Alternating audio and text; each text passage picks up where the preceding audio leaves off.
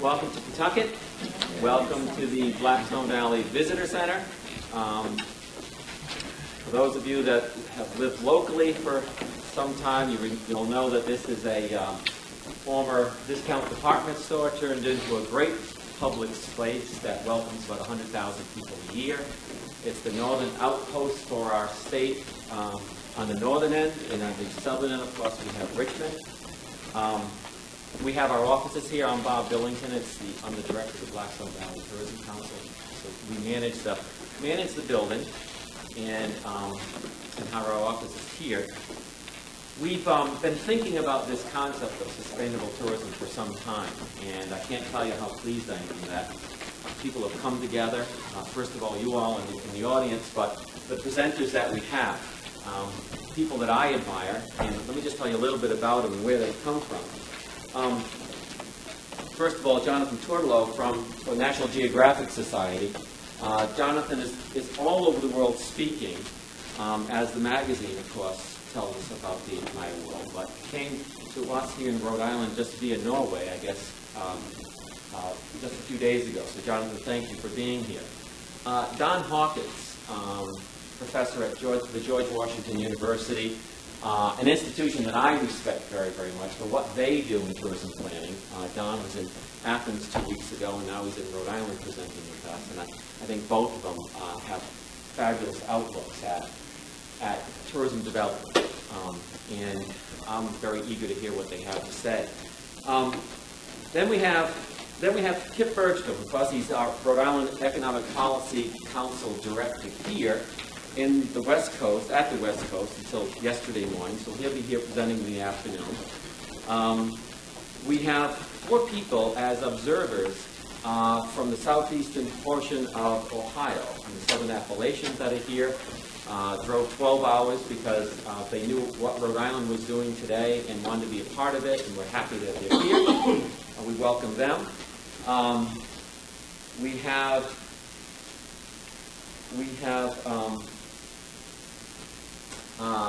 our UNWTO, our United Nations World Tourism Organization, was on staff here for several months. A graduate of Johnson Wales University, Veronica Gaddafi, come from Andorra through Madrid and came here 2 days ago. She'll be with us presenting this afternoon. We welcome Veronica back.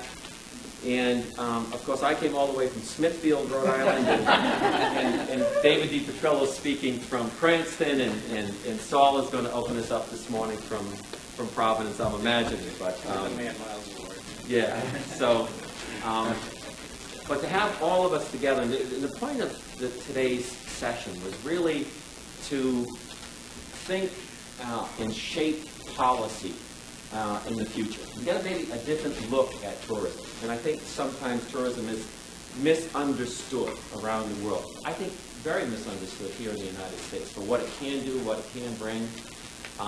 The work that WTO, the George Washington University, National Geographic does sheds a whole new light on how I think we can look at tourism in the future. So I'm going to be a very active participant in about 2 minutes. My responsibilities are done until the end of the day, except I think I'm going to introduce the person that's going to tie us all together. But who's going to work us together, work this whole program? And the man that's the outsider, but he has become a Rhode Island insider. He's one of us now, is Larry Quick. And he's all the way from Australia. So if you haven't met Larry, he's a dynamic guy with his company, New Commons. He has a staff here. Very much involved in sustainability of communities, very much working hard here in Pawtucket, in the Blackstone, and he finds himself all over the country. So when I call him, it's generally he's not here, but he's donated his time today to help coordinate us and bring us through the day. And I think it's good because he's a little bit left of our center mainstream program. That's what I'm looking for, someone that can help us think differently. So Larry, that is your And when you listen to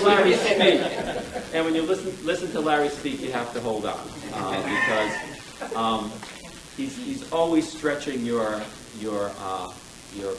ability to think of new concepts, and that very much I appreciate.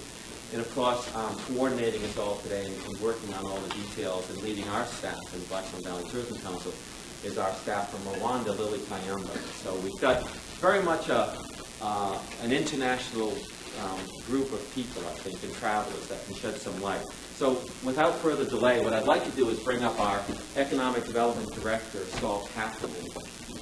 Saul is been with the department for several years. He's now our director appointed by the governor. I heard him speak a few weeks back in South County, and he was, of course, he's the Economic Development Director, and he was asked to speak to the South County Tourism Council on tourism and economics. And he gave this most fabulous speech. I said, Saul, I think that's the best speech I've heard out of any economic development director in this state in 20 years. And if you really believe what you say, I think we've got a great future. So I needed to have him today open this up and paraphrase a little bit, whatever he wants to do. But I just think that economic development director tying these pieces together on place-making sustainability is important. So please welcome to the podium Saul Kaplan.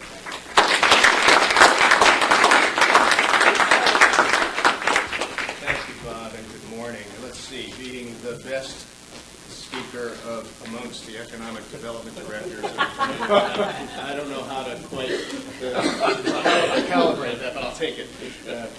I'll take it.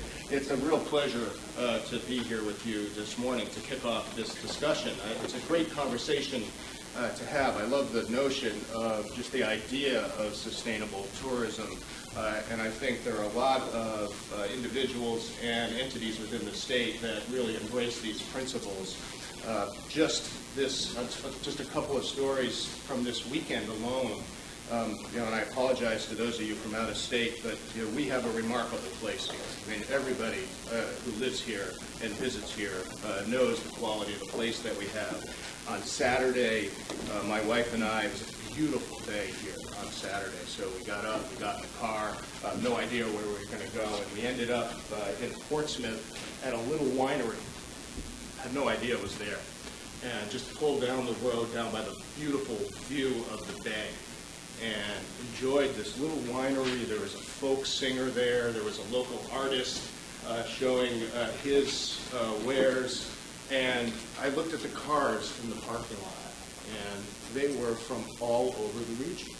There were more cars from outside of Rhode Island than there were from Rhode Island, and these individuals were just enjoying this really nice, comfortable experience, and it occurs to me that that's really what it's about, and that's what people are really, really looking for. Yesterday, Kip Bergstrom held a meeting of the Economic Policy Council down at Alton Jones campus. For those of you who have been there, it's in Rhode Island, right? You do go down this incredible winding road to get down this thing through the borderlands. You're in the borderlands, through the forest, and you really have to question, am I in Rhode Island? It only took me 35 minutes to get down there, and we had a meeting out by the water with some of the state's economic leaders. It was incredible setting.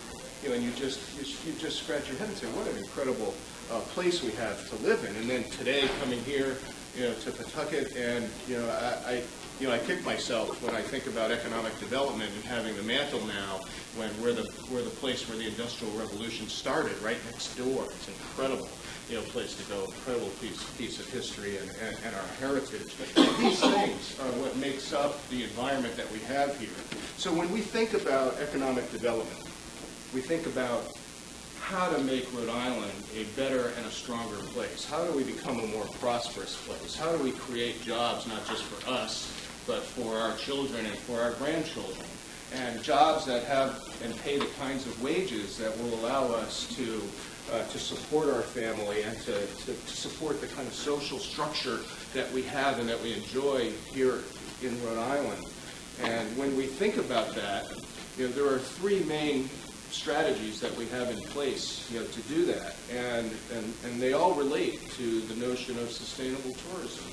The first one, and it's far and away the most important one, is all about the quality of our place. Right? Everybody will tell you that the quality of our place is amazing.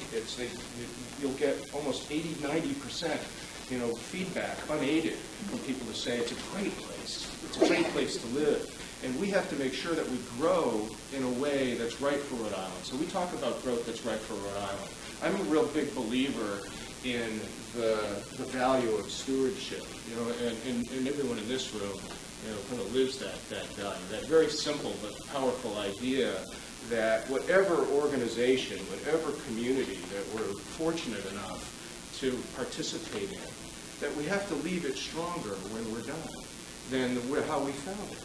It's a very simple, but I think very powerful idea. And I think those of us that are engaged in leadership in the state, right, have to leave the place stronger and better than the way we found it. And there's nothing more important about that than the quality of our place. So we can't grow our economy at the expense of our quality of place. So everything that we do has to go through that prism. It's not that we won't make trade-offs, because we need to make trade-offs, because we need to create jobs, and we need to have an economy that allows us to do the things that we want to do, but we have to do it through a screen that says, what impact will that have on the quality of the place that we live in? And we have to do that not just at the state level, we have to do that at the local community level. A lot of what you'll talk about today is about placemaking. Right? It's not good enough to just be up at the State House promulgating ideas and policies, right, that will get followed throughout the state.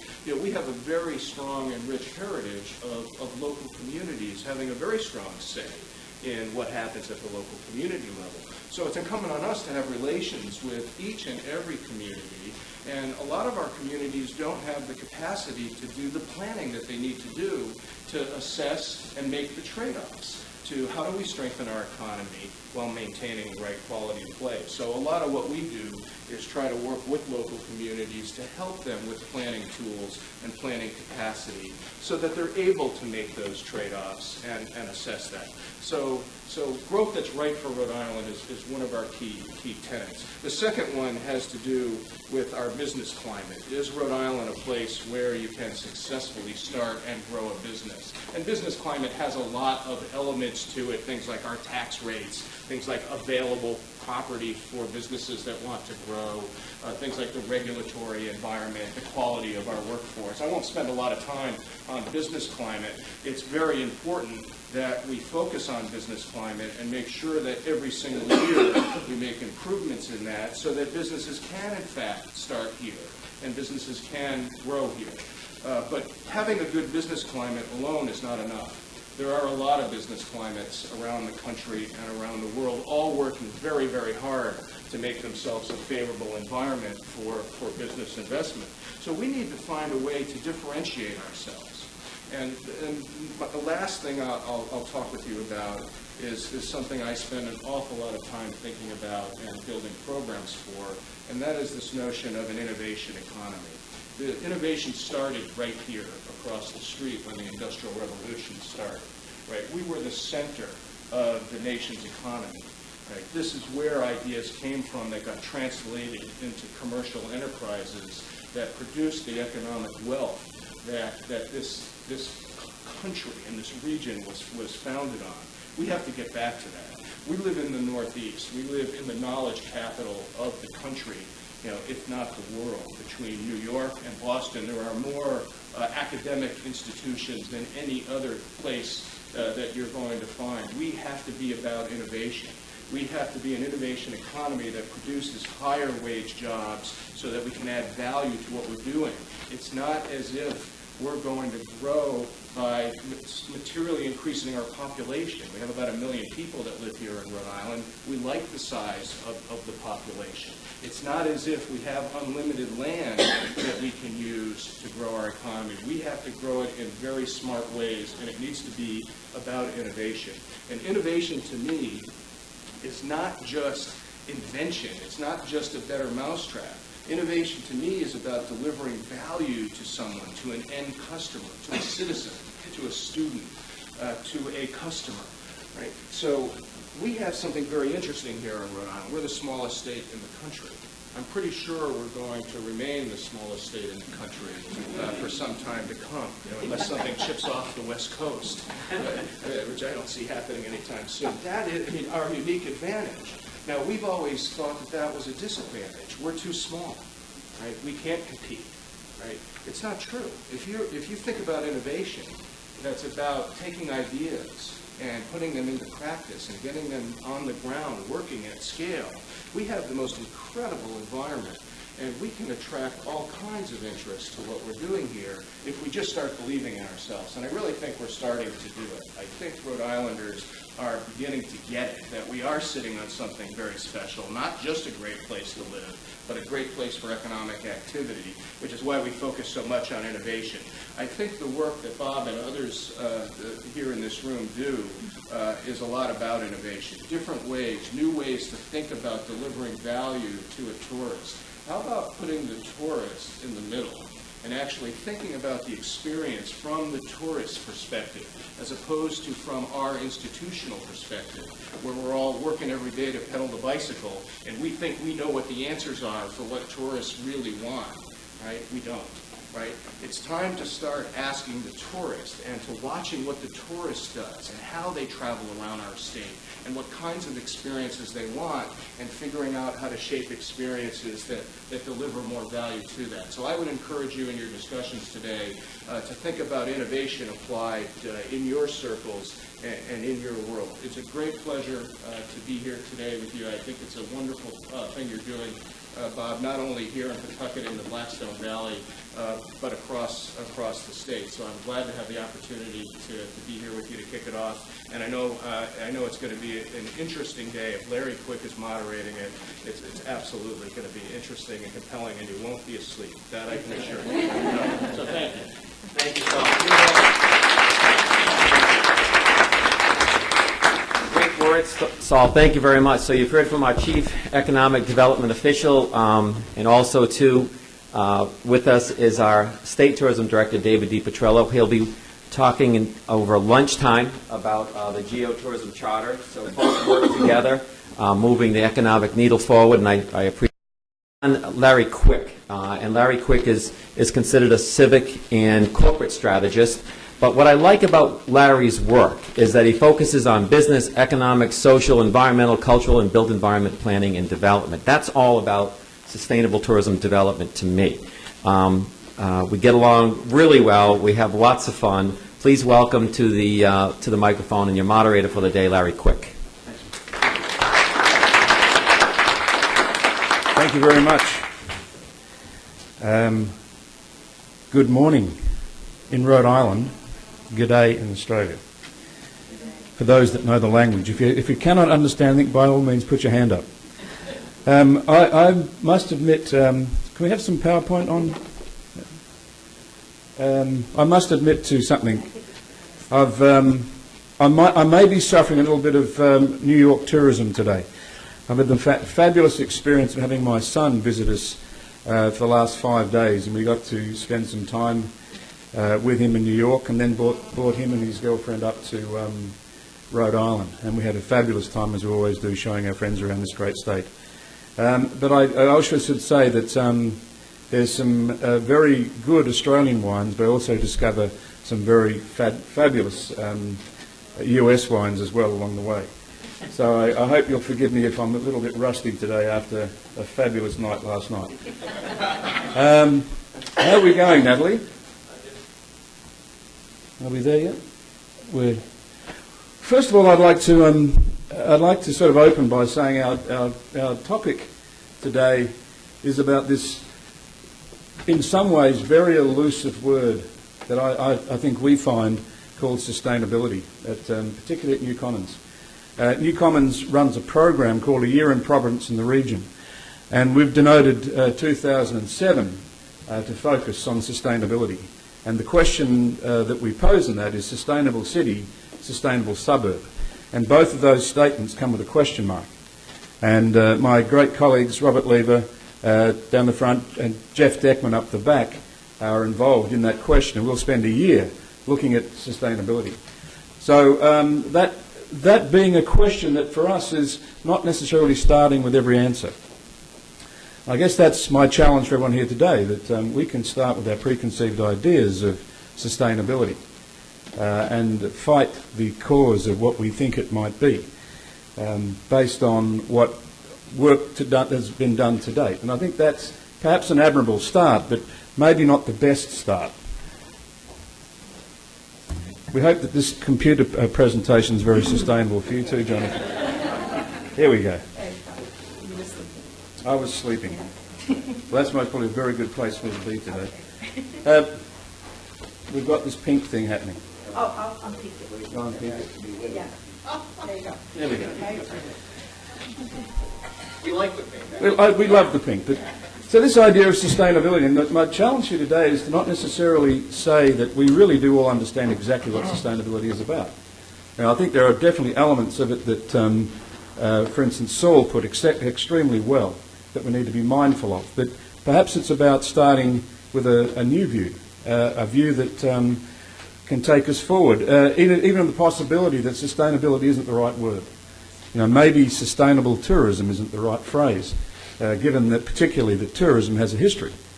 And I'm not definitely sure, I'm not saying I'm absolutely clear on this, but I'm not too sure, particularly being an Australian and watching what tourism has done to certain places of Australia, that tourism is the right phrase and the right way of development for the future.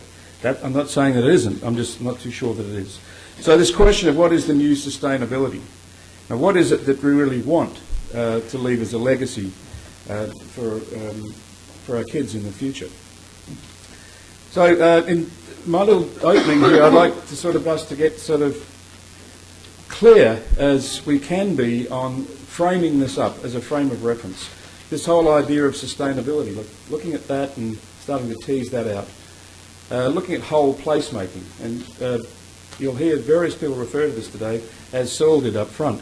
This idea of not necessarily economic development, maybe not social development, etc., but perhaps a whole view of what we're talking about in terms of making a place and living inside a place and being inside a place and affording that place to other people as we pass through. And once again, the great work that Saul's doing in innovation leadership. I absolutely support what he says in terms of innovation at scale and the whole idea of scale in Rhode Island. It's one of the reasons I came here. I was passing through visiting a friend of mine, Kip Bergstrom, and also met Robert, and I was just amazed at the scale of Rhode Island and the capability that's actually here. It's very easy to do things here in a lot of ways, and I think the whole idea of innovation leading whatever sustainable tourism may be is a key point in this whole argument, the whole conversation. And lastly, looking at networks. Bob and I have worked very hard on starting to frame up the idea of a sustainable tourism network, or STN, that has at its heart an STL, or a sustainable tourism laboratory. And you'll hear more about that as we go through the day. So with these four frameworks in mind, we start our journey looking at this idea of the future. And I think most of us would have seen this movie. Hands up who's seen this movie or heard of it. An Inconvenient Truth by Al Gore. You'll notice there's also a bit of a light show happening today. It's just part of flavouring the whole performance. This movie, I think most of us have seen it. We're most probably aware of it. We most probably knew what it meant. It was just a great way of actually putting it all into one party. And I know that from my perspective, I walked out of that not necessarily having learned anything new, but had it punched me over 1.5 hours. What I'd like to suggest is that in Al Gore's movie, he calls it inconvenient truth. Being a person who always likes to know the facts as far as I can, I want to know the immediate conditions and the emergent conditions. I don't want to necessarily couch that as inconvenient. I think this is a great opportunity for us to take really what is maybe a bit disruptive and a bit unpleasant, a bit challenging, and requiring innovation, creative minds and ideas, and really seeing it as convenient. I want to know what those conditions are in the future. I'm a strategist, and part of what my whole job is having the foresight to actually braille the future to see if we can get some sense of what might be inconvenient, cast as inconvenient, but as a strategist understanding that's very convenient to know up front. So this notion of sustainability in this whole place view, I know for a fact that it is a very inconvenient view for some people. But I tell you, start thinking about it as a very convenient way of seeing the world. Now, this idea of all of these elements of community or place really coming together in one system as a whole place. This idea of ecological, social, economic, knowledge, built environment and culture coming together as dimensions of place, if you like. They form the pulse of place. Now, we can look at it in various different ways, and this is just one way of looking at it. But the underlying thesis here is that we work inside this system that's highly interdependent. You cannot have an economic development strategy that ignores the other five. You can't have an ecological strategy that ignores the other five. You can't have any one of those dimensions that ignores the other five or something similar, as to depending on where you want to look at it. So this deep interdependence we have in this whole system, we have to start really fundamentally undoing our conventional industrial view of the world. This world is not a mechanical world. Cartesian thinking and Newtonian physics didn't necessarily get it right at the real core of what we're about. So we have to start to look at how we think about these things, the processes and the models that we start to do. How we incentivise. If you incentivise economic development without understanding the impacts on the other things, you'll cause yourself some problems. If you incentivise the ecological side without understanding the impact on the other side, you will cause problems. It's a matter of having this whole place view when you go into the whole idea of innovation and understanding the impacts of each, on each, as a whole system. And lastly, picking up what I think one of Saul's central points is value creation, is that we're not going to shift anyone's thinking unless we can see value in the shifting of the thinking. Now, that's just the reality of human beings. If we think we can do it just by threatening people about inconvenient truths, then I think we're going to wait a long time. So this whole challenge for us starts to raise a question of risk and how we work. This idea of being able to take simplistic programs to make little things happen, they're not going to have big results, is a huge risk, particularly if you look at this idea of being able to shift risk and problems into the future or creating more problems than you solve. So I think we need to keep that in mind as key decision makers in this area and as decision makers in the strategy. I just wanted to go through, this is a bit of theory for everyone, just to get a sense of where we're at in these types of shifts. And part of my role in life is looking at strategy and working with communities and governments, etc., and businesses to understand how things shift, if you like, a paradigm shift. Here we have, on the bottom here, we have time and usefulness. And you'll notice when I was involved first in tourism in Western Australia some 15, 20 years ago, it was an idea that started down here. And it was it wasn't based on immediate conditions. The things that were happening then, that wasn't what it was about. What it was about was what was emerging. This whole idea of disposable income, this whole idea of cheaper travel and people coming from different places. And that was a great idea, not seen by everybody, but it was a tough call that got through the government and got funding, etc. What tends to happen, though, and as the growth occurred, it became understandable. It became, yes, this was a good idea, and look how useful tourism is. Look how it's grown and how much growth we have. But what we weren't necessarily looking at were emerging conditions, and understanding that in these cases, the emerging conditions didn't necessarily show the same usefulness that tourism was showing in the previous times. And what tends to happen is we get very, very locked in to where we've been rather than where we're going. And you can see that this is a normal curve, generally speaking, in any product or any type of development that we do, where we don't get growth forever. We do have this sort of drop-off.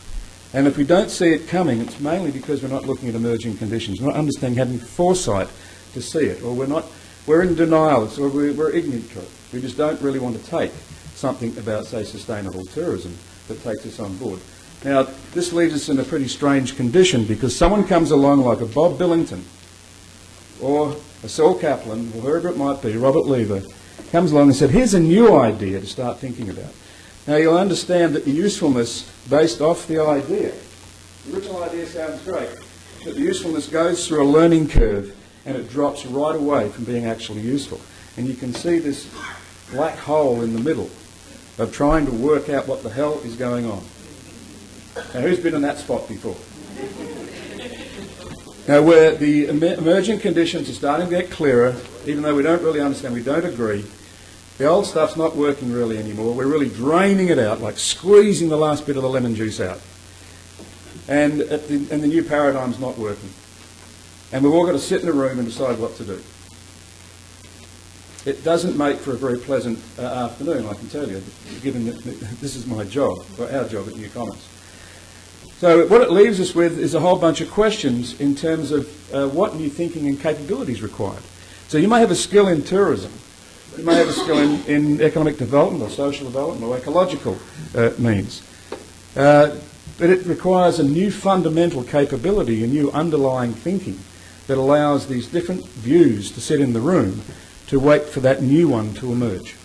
Because we will not let go of the past easy. Now, this doesn't happen easy. When we've just had a vote in the last election, just on the 7th, for a casino, and from my perspective, thank heaven it didn't get up.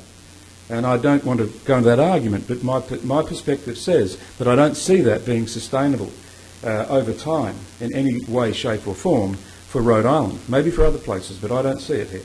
If someone can explain it to me, then I'd like that. Because these easy answers are generally the ones that create more problems than they solve. It's the ones where you just do the cookie-cutter approach. Someone else did it somewhere, let's go and do that.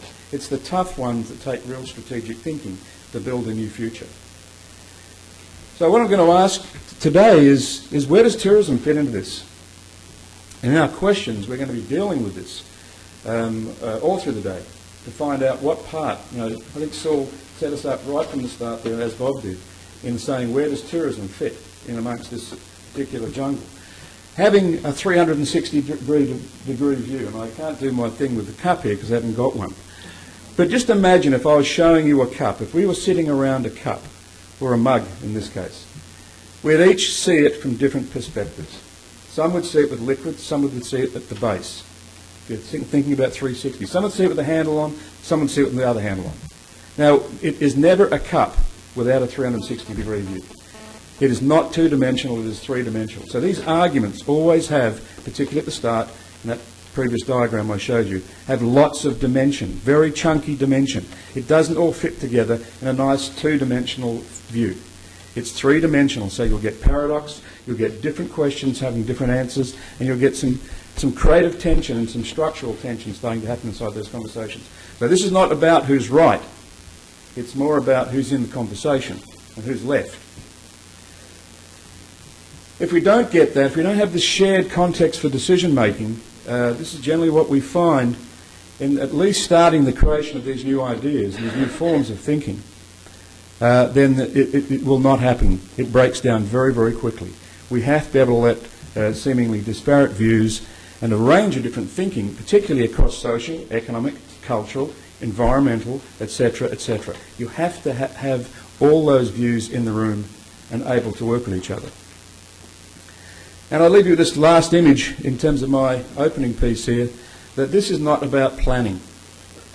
My background is in business planning, corporate planning, and all those sorts of plannings that you get. And I've discovered that planning is great if you can rely on the immediate conditions remaining constant. Now, if anyone can guarantee me that, I'll do you a plan any day. But you'll generally find that, particularly in today's world, that the conditions change so fast, and in a global world they change so complexly. Not complicated necessarily, just that they're complex. And if we understand and how to work in complex conditions, we understand that it's a design mind that actually works with these sorts of conditions. So the image of the surfer provides sort of a very great design idea here, where a surfer always knows the conditions before they go in. A surfer will have checked out a whole range of different things before they enter the water.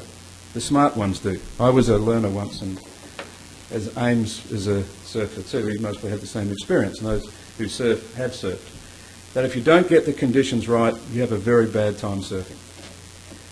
What you do is you get out past the waves and you sit there and you wait for the right waves. And you can read the waves. You see them coming over the horizon and you know which ones to move with and which ones not to move with. You watch the other people who can't position themselves in the wave fall over.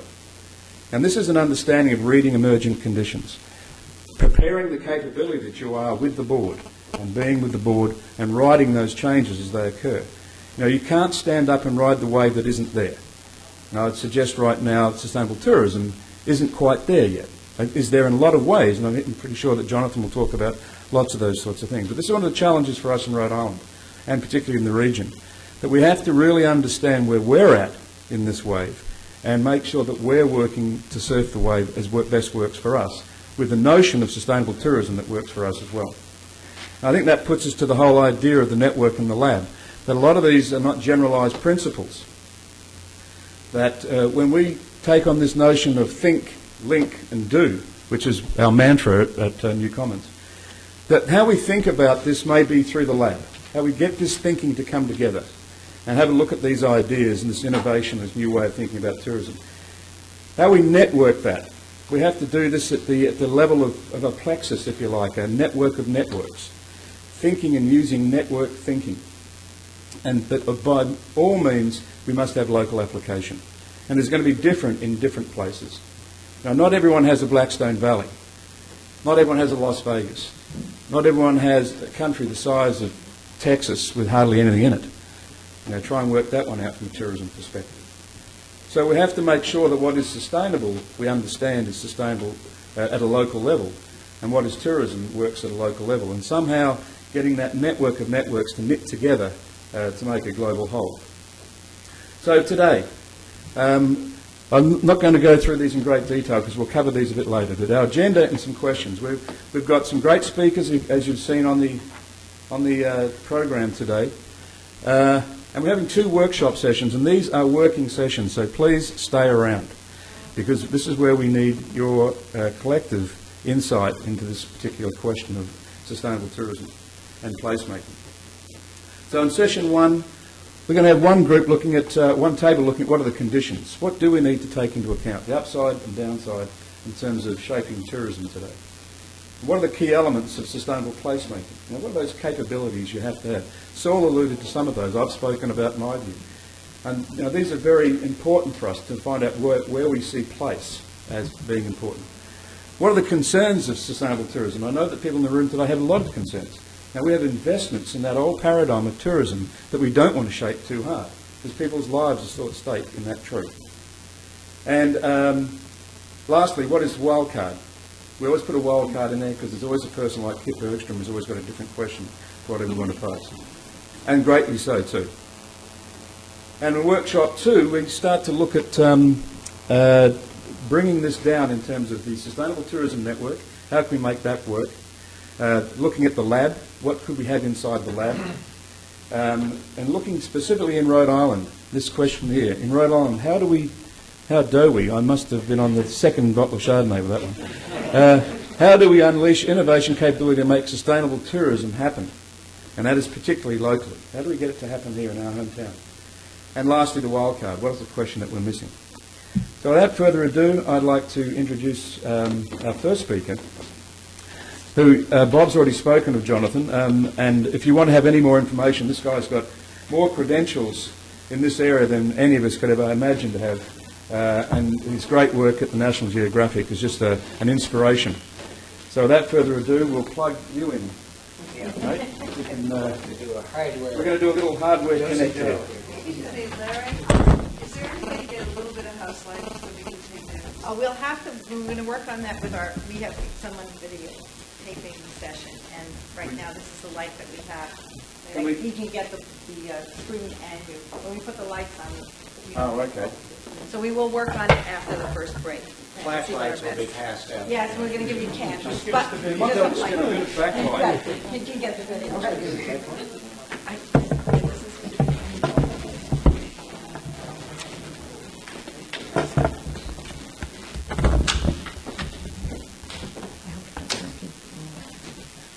If it turns pink, I know what to do. Hopefully you'll see it. Okay, we'll see if the computer gods are with us.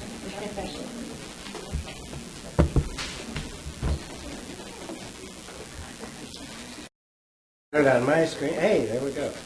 All right. The lighting is exciting here, I must say. Well, I'm very pleased to be here in Rhode Island because while I have never lived here, I do have a connection. My 10th grade grandfather was a guy named Roger Williams, and he left Boston because he was not satisfied with the way things were going, and I kind of feel the same way about my career. And that's what led to the geotourism strategy, which I'll talk about a little today. And please forgive me, because one of the advantages of international travel is that you can collect things. In my case, it's viruses. And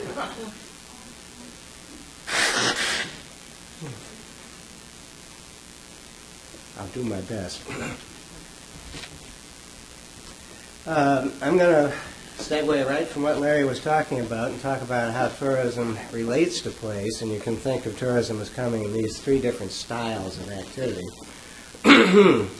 And this is the origin of the word, and it's one that we've kind of gotten away from a little bit in tourism, but this is how the idea began, which was to visit places and see what they're all about. And it involves these various activities and has these particular characteristics, and this applies whether you're hiking in Scotland in winter or visiting Machu Picchu in summer. This is traditional tourism, and it comes closest to the geotourism idea, as we'll see.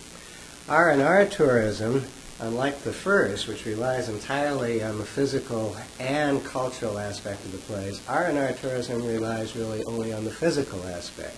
You have to have the beaches, you have to have the ski slopes, but whether the human side of the equation is involved is entirely up to how this type of tourism is operated. And it has the characteristics you see here. When I say tourism is literally changing the face of the earth, this is the type that does it, because it sprawls along coastlines, mountainsides, and so on. And then what I call entertainment-style tourism, this is the industrial strength stuff. And you'll see casinos down here is a big part of it.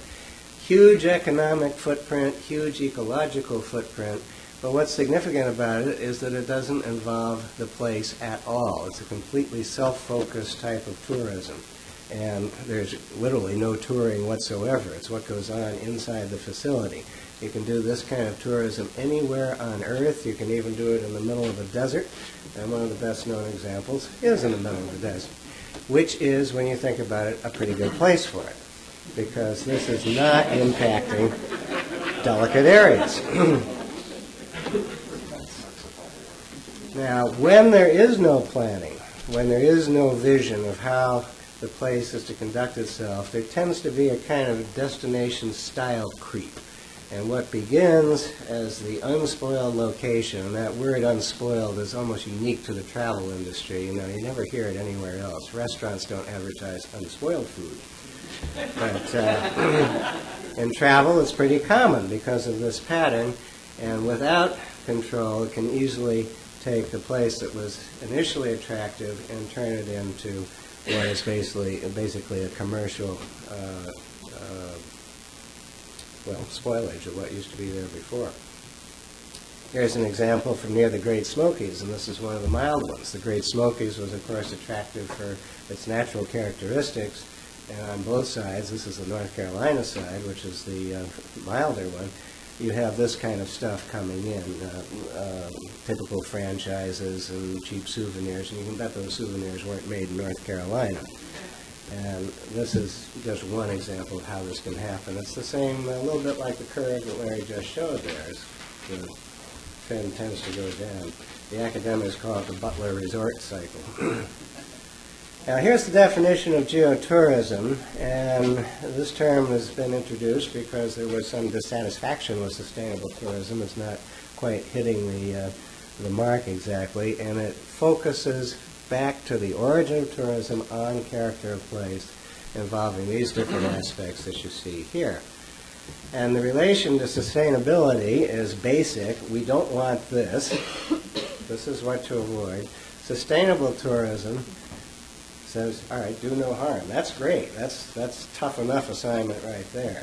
But the geotourism idea says, now build on the character of the place, base your tourism on character of place, not only because it's a nifty thing to do, but because it differentiates your destination from every other one. And that's important, as we'll see later.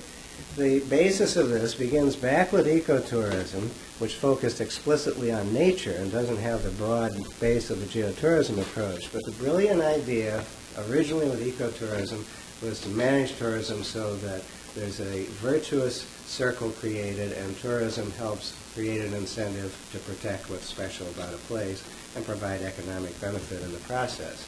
So we just take that great idea and expand it into all aspects of character of place, including the original one, sightseeing, and wrap this all together under one umbrella. And so we see all these different aspects of travel as fitting into the geotourism idea. Geology, by the way, Larry probably knows this, in Western Australia the geologists use geotourism to mean geological tourism, and that certainly fits under the broader geographic definition. And when you look at some of these facets, a lot of this is very supportive of small and medium-sized business, which also adds texture to the travel experience. If you're visiting a place, you generally have a richer experience if there's a lot of interesting businesses to participate in. And that includes, that of course ensures the well-being of local residents, as with this broom maker in North Carolina. And the enhanced part is an important part of the definition of geotourism, because a lot of people hear sustainability and they think that means you've got to stop. You can't change anything. It's got to be exactly the same. Not necessarily. You can build on the character of the place, either by restoring something that was in danger of disappearing or has disappeared. And in this case, the main schooner fleet is a great example. They were all vanishing until tourism came in and saved the last of the schooners. And it's been very successful. They're beautiful to look at, light environmental footprint, and very, very appropriate to the character of place. And then what I call constructive tourism is to create something where there was nothing before it that is, again, built on the character of the place. In this case, the Monterey Bay Aquarium, which was significant not only because it revolutionized how aquariums look, but because it specialized in the sea life of the mid-California coast and raised awareness of that. And on top of that, it repurposed some of the canneries on Cannery Row and helped protect them as well. So you got a twofer out of that one. And when we're talking about innovation, this kind of constructive building on character of place is the real interesting challenge, because that's where the ideas come in. Now, the Geotourism Charter, which you've heard mention of, is something that was created 2-3 years ago now. We'll see in a second. And I think you've got copies of it in the folders there. And what it is simply a set of principles that are intended to steer by, to go in the geotouristic direction. And the first country to sign the charter, October 04, 2 years ago almost exactly, was Honduras. And since then, these different places have officially signed the Geotourism Charter, and the World Wilderness Congress has endorsed it. Arizona and Sonora, as you'll see in a moment, signed it in coordination with a project we're working with them on. Those are the first two states. And the Cook Islands is the most recent signatory. And I would say of these, the one that is in a way the best example is the last, the Cook Islands, because this little country in the Pacific spent 2 years putting together their tourism plan, excuse me, based on geotourism principles. And we've tried to raise the bar a little bit on charter signings so that there is some kind of plan validating the charter that you can point to and say, and this is how we're going to do it. Beyond that, it depends on the place, depends on the situation. But you can think of a geotourism strategy as involving these 4 activities. They sort of go in sequence, but they also all need to be going on at the same time. And we'll look at those briefly. One thing we're encouraging is the creation of a Geotourism Stewardship Council or some equivalent, and you may well have the beginnings of that here with the Sustainable Tourism Network. But all these different facets of what goes on in a place need to be together at the table talking about how to do it. And I put local business in yellow there because one of the dangers is coming up with a great scheme that simply isn't going to work from a business sense. So there's got to be people with some hard business acumen that can, indicate whether this idea is going to work or not.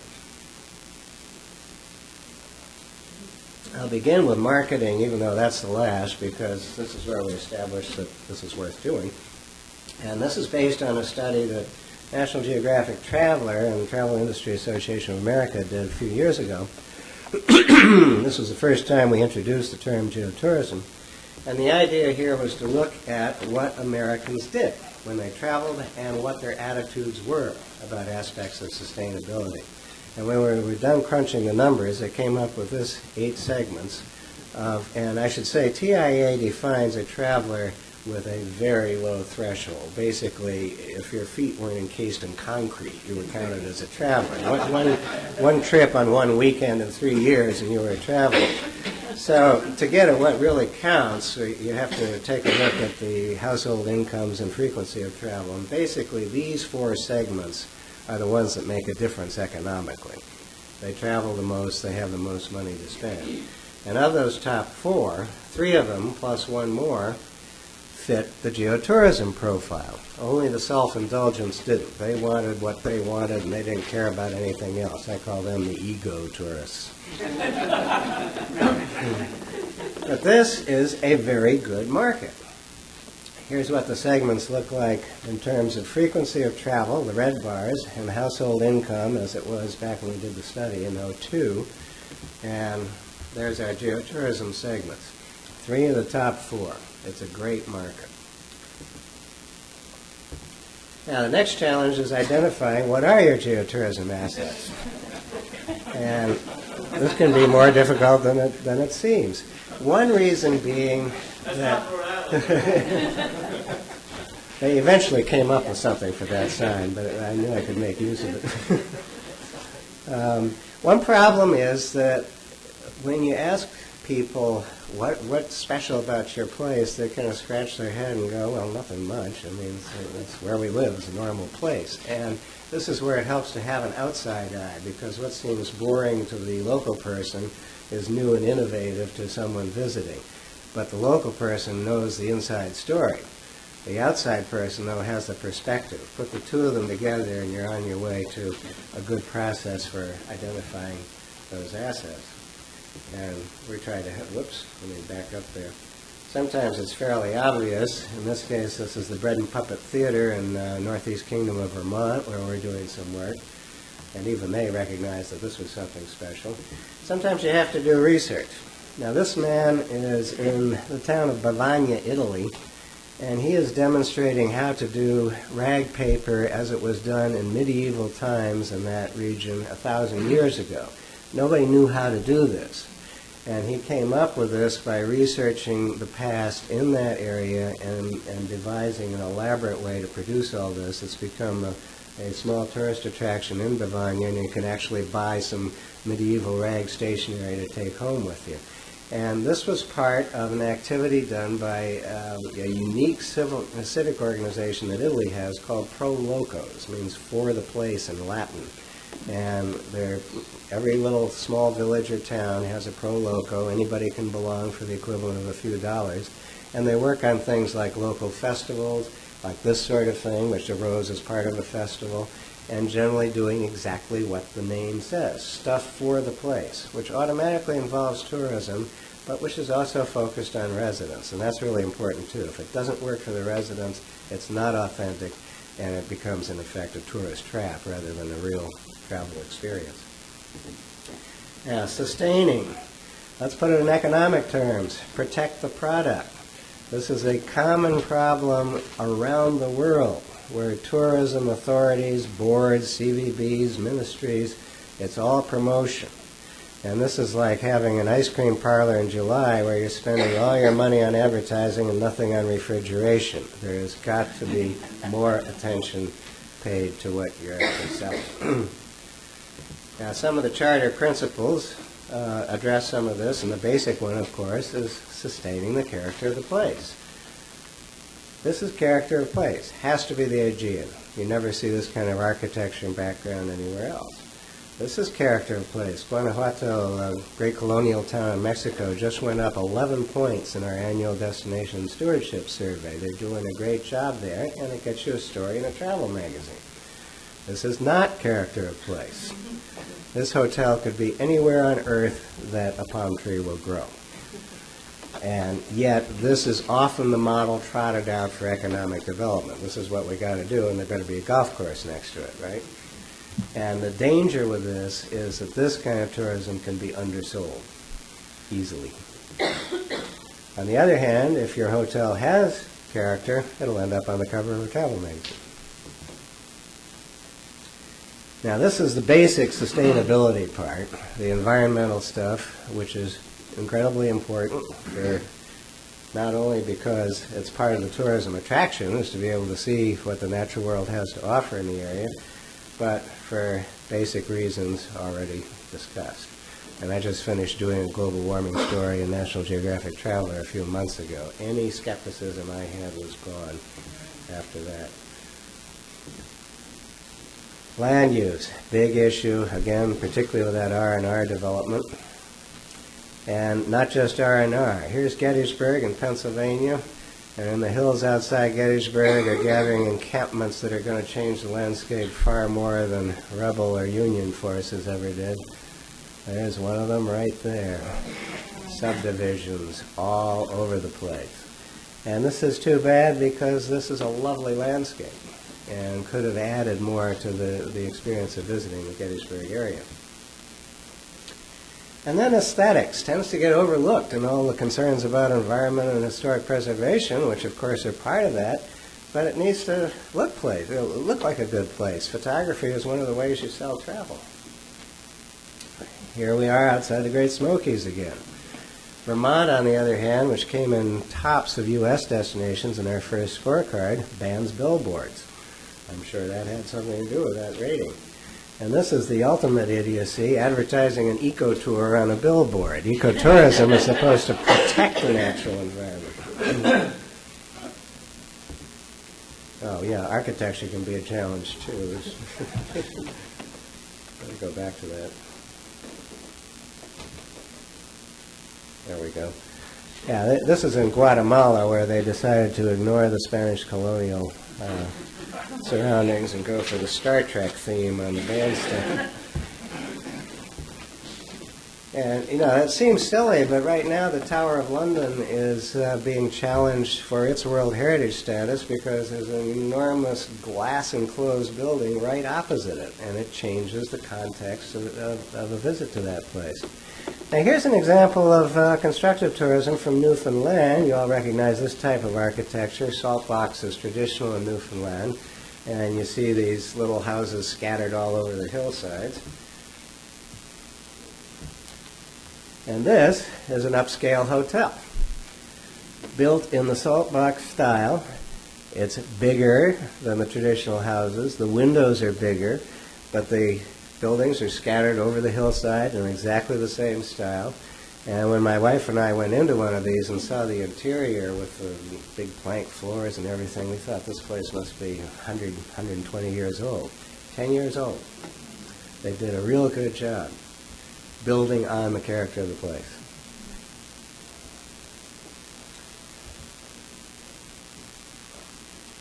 And also from Newfoundland, which of course has been turning to tourism since the collapse of the cod fisheries, people are a key ingredient.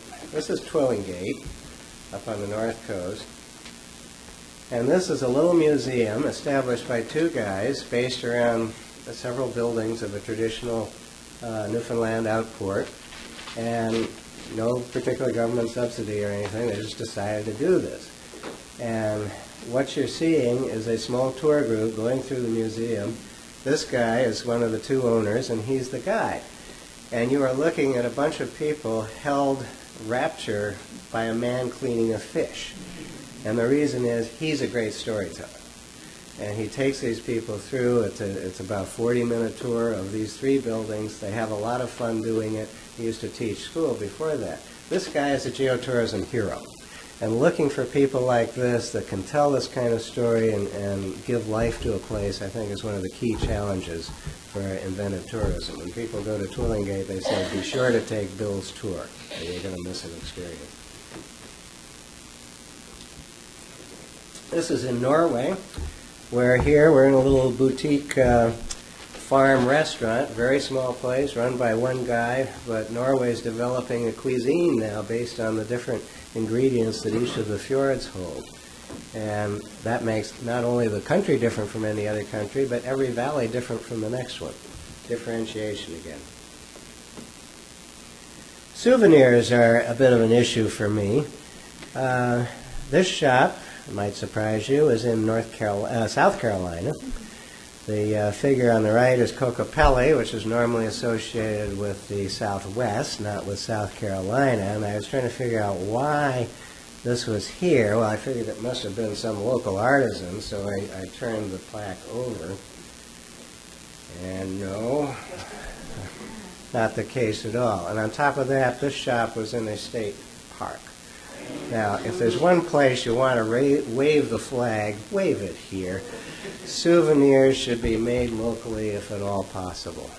And one thing that occurs to me with the industrial traditions of this area is maybe to begin recreating some of the early industrial items that were manufactured here in the Blackstone Valley. See if there's some interesting ways to turn those into. Maybe you've already done it. So with identifying geotourism assets, we can look at these different ways of going about doing that. And I'll address map guides here in a second. Sustaining these different possibilities. I hate reading PowerPoint stuff out loud, you can all hear. Developing.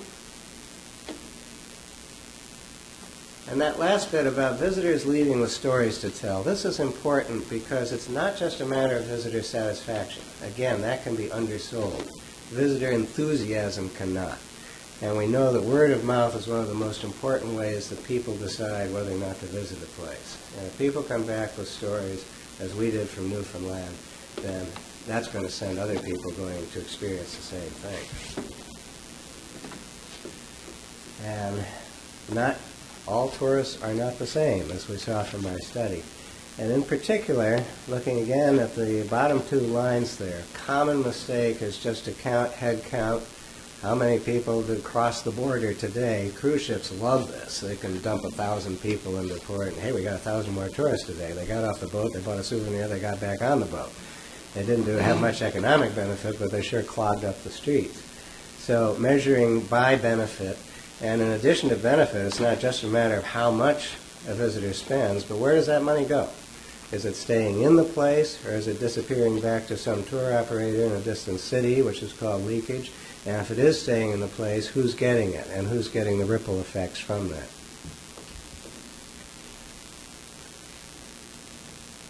And we'll return here to marketing, and I'll finish with the process we've been using for places interested in it. What we do with National Geographic Center for Sustainable Destinations is work with our various divisions in the Geographic to help places prepare interpretive material, but unlike other stuff the Geographic does, we insist on doing it with the communities. And that means if there is no equivalent to a stewardship council, there needs to be one before we'll start doing a project. The map guides have turned out to be a handy device. They're definitely not the only one, but as you know, National Geographic maps come with notes.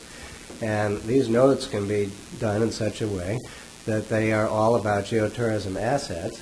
And what we do is say to the communities, we need your participation. And there's a lot of interaction in how this happens. This is the map guide that currently exists. We've got 2 more that are in production right now. There's several of these knocking around because we have some people from Ohio here, and they're on this map. This is for Appalachia. We're never going to do one this big again because it was too big to, let's try to hold it right side up. Anyway, you can take a look at it during the break. It's covered with notes. And the one thing that was really significant about this was that when we were done, everybody looked at it and said we had no idea there was so much there. And when you have this community participation, you come up with stuff that people didn't realize was there, even the people living in that place, just as our man with the rag paper came up with something new. This is the one that's beginning to go into production. This is the Arizona Sonora Geotourism Map Guide.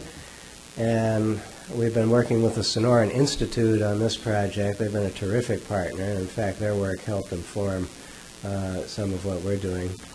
And these are the partners to help produce this map. And here's one of the geotourism councils. This is the Arizona one.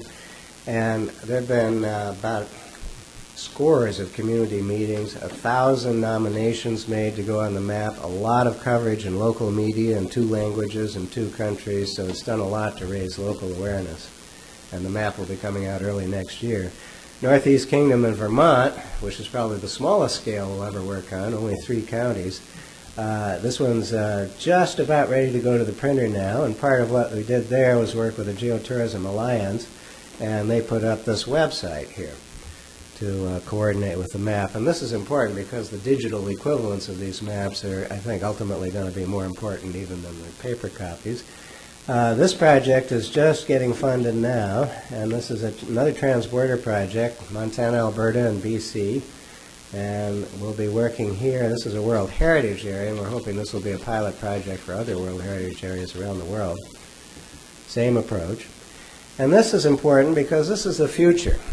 And the future is now, frankly, because these devices already exist. And what this means, when it's a GPS-enabled handheld, it's like your cell phone knows where you are. And it's got a screen, and it can tell that you're standing in front of such and such a building. It can tell you about it. It can tell you what's going on and what the menu is in the restaurant and what's going to be playing there that evening, if that information is programmed in. So it's a way for the destinations to talk to the travelers directly and in a timely fashion. And now, through the magic of the Internet and digital communications, the travelers can provide some feedback. And this is important, too. And we hope to foster some constructive dialogue between visitors and destinations, which previously has not really been possible. So a lot of the data collected for a map guide can be easily converted to this, and one of the future roles I see for geotourism councils is to kind of be gatekeeper for this information and help direct this directly to the tourists. So I'll end with this question, which is the real test. If the answer seems to be yes, you're on the right track. And if the answer is no, I'll go back to bed. Thanks a lot.